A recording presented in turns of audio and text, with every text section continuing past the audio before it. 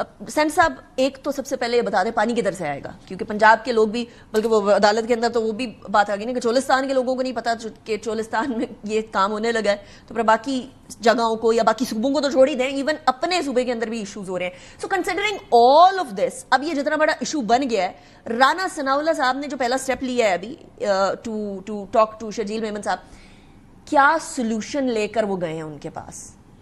जी बिस्मिल्लाह रहमान रहीम। देखें, जो coordination committee है उसकी मीटिंग हुई है और उसमें यही तय पाया है कि ये मामला जो है वो एक दूसरे से बातचीत से और अफ़ाम तफ़हीम से तय कर लिया जाएगा और इसकी जो टेक्निकल साइड है उसको अच्छी तरह रिव्यू किया जाएगा। और जो आप सवाल पूछ रही हैं पर्टिनेंट सवाल है और भी लोगों ने ये सवाल रेज़ किया है। मैं ये समझता हूँ कि जो नया रिजर्वायर, 2 नए रिजर्वायर बन रहे हैं, एक दयामिर भाषा डैम है और दूसरा मेमन डैम है, जो मतलब जिनमें पानी की स्टोरेज की कैपेसिटी सिग्निफिकेंट है। लेकिन वो हनूज दिल्ली दूर है, तभी तो उनको बनने में बड़ा टाइम है।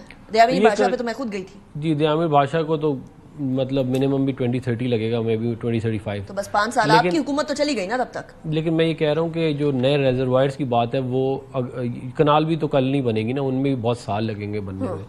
तो वो जो आइडिया है वो बेसिकली इसी से कनेक्टेड है कि अगर हमारी कैपेसिटी बढ़ जाएगी पानी की तो फिर हम नई जगहों को भी सरसब्स कर सकते हैं। ओके, सो ये जो बात राना साहब मेरे प्रोग्राम में भी कर रहे थे, ड्रिप इरिगेशन और इस तरह की वाटर एफिशिएंट एग्रीकल्चर की तरफ जाया जाए, वो उसकी तरफ तो हम लोग जाएंगे। अभी इस टाइम पे पंजाब के अंदर किसान सरापा एहतजाज बने हुए हैं। मरियम नवाज साहिबा ने उनसे वादा किया था, वो वादा उनसे पूरा नहीं हुआ और पूरा ना होने की वजह से अब किसान ये कह रहे हैं हमने अगली बार वीट नहीं लगानी। इधर आप जो है वो उनको उन जगहों को सरसब्ज करने की कोशिश कर रहे हैं जो सहरा है, और इधर हमारा किसान जो ऐसी एग्रीकल्चरल लैंड जो कि इंतहाई फर्टाइल है उधर रो रहा है। तो फिर मुझे तो ये बैलेंस समझ नहीं आ रहा। अफनान साहब देखिए, मरीम नवाज शरीफ साहबा ने जो ये डिसीजन लिया है बहुत एक बहादुराना डिसीजन था। उसकी वजह ये है कि पंजाब का जो सर्कुलर डेट था ना, इसकी बाइंग, वीट की बाइंग की वजह से, और क्योंकि आप जब वीट की बाइंग करते हैं तो आपने कमर्शियल बैंकों से आप लोन लेते हैं, उस लोन के तहत आप ये गंदम खरीदते हैं और उसके बाद उसके ऊपर इंटरेस्ट पे करते हैं। तो फिर ओपन मार्केट पे छोड़ दें? यही कर रहे हैं ना, यही मैं कह रहा हूँ। पहले तो अभी तो 2200 रुपए का वो लगाया था, 1900-2200 रुपए का। वो करते ये हैं कि कुछ पैसे, मैं 60 में बता ये रहा हूँ कि 60 अरब रुपए का इंटरेस्ट पे करना पड़ता है खाली इसकी वजह से। वो पैसा जो है वो डायरेक्टली फार्मर्स को दिया जा रहा है ताकि वो किसान कार्ड प्रोग्राम में, सोलराइजेशन प्रोग्राम में, ट्रैक्टर के प्रोग्राम में, मैकेनाइजेशन ऑफ फार्मिंग उसके प्रोग्राम्स हैं, उनके अंदर ये ड्रिप इरिगेशन का प्रोग्राम है। तो ये तमाम चीज़ें जो है ये डायरेक्टली फार्मर्स को दी जा रही हैं। जो वीट के जो हमारे फार्मर्स हैं उनको ये बात समझनी चाहिए कि पंजाब हुकूमत इंडेफिनेटली एक इतना बड़ा डेट नहीं उठा सकती। 300 अरब रुपए का ये सर्कुलर डेट इंटरनल बिल्ट हो चुका है ऑलरेडी। अब ये जो है तो वादा नहीं करना था ना अपना, नहीं मैं बता रहा हूँ, पहले प्रॉमिस किया उसके बाद तोड़ दिया, उसके बाद आप रीजन दे। देखिए, मरियम नवाज साहब ने जो है वो तारीखी इकदाम किए पाकिस्तान के एग्रीकल्चर के लिए, जो मैंने भी आपको गिनवा दिए हैं।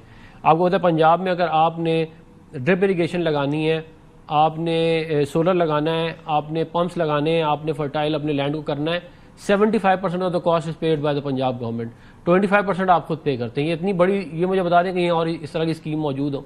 तो बात ये है कि ये, और इसकी वजह से रेवोल्यूशनराइज हो रही है फार्मिंग पंजाब के अंदर बिलखुसूस। तो हम फार्मर से बिल्कुल भी खिलाफ नहीं है, और ये जो 15 अरब रुपए का जो सपोर्ट प्रोग्राम है ये इसीलिए मरीम नवाज शरीफ साहबा ने दिया है ताकि जो सपोर्ट प्राइस रखी गई है उसके ऊपर बाइंग कर ली जाए कुछ, और उसकी वजह से एक प्राइस सेट हो जाती है और फिर बाकी सारी बाइंग उसी पे होनी शुरू हो जाती है। तो आप लोगों ने प्राइस इतनी कम रखी है कि वो जो प्राइस सेट हो, ओपन मार्केट वाले भी कहें कि ठीक है ये हुकूमत ने ये प्राइस रखी है तो उसके बाद हम लोग भी फायदा उठाते हैं। लास्ट टाइम भी किसान एक्सप्लॉइट हुआ था अफनान साहब, बड़ा मसला बना था, उनको लिटरली जो पथारे होते हैं वो लगाने पड़े थे, पथारों के ऊपर बेचना पड़ा था अपनी गंदम। हमारे मुल्क में कपास उगती है, बहुत सारी जो है वेजिटेबल्स उगती हैं, राइस उगती है, कॉर्न उगता है। कोई किसी को मिलती है सपोर्ट प्राइस? आप मुझे बता दें, कोई है? और कोई और ऐसा वर्टिकल है जो ये कह सकता है कि हमें सपोर्ट प्राइस हुकूमत दे? देखिए, जो वीट है वो बहुत इंपॉर्टेंट है पाकिस्तान के लिए, इसमें कोई शक नहीं है, और उसकी जो हार्वेस्टिंग है उसके लिए सपोर्ट पंजाब हुकूमत कर रही है। मैंने आपको बता दिए प्रोग्राम्स कौन से हैं। हाँ। अब इससे ज्यादा और मजीद प्रोग्राम्स भी लेके आएंगे इंशाल्लाह, लेकिन ये बड़े रेवोल्यूशनरी प्रोग्राम्स हैं और इनको सिर्फ अपना वक्ती फायदा और शॉर्ट टर्म गेन्स की तरफ नहीं देखना चाहिए, लॉन्ग टर्म मामले को देखना चाहिए।